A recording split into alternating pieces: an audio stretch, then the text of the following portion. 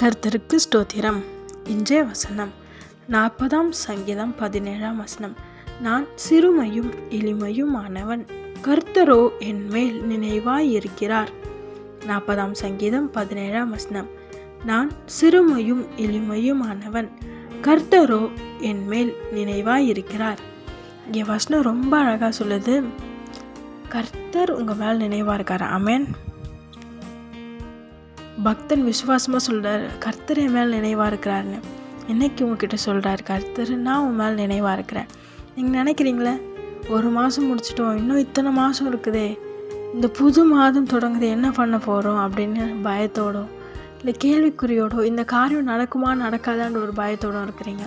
கர்த்தர் சொல்கிறாரு, உன் மேல் நான் நினைவாக இருக்கிறேன், உனக்கு தேவையானதை நான் செய்வேன், ஏற்ற நேரத்தில் செய்வேன், பொறுமையாக இரு, நிச்சயமாக நான் உன்னை உயர்த்தி ஆசீர்வதிப்பேன்,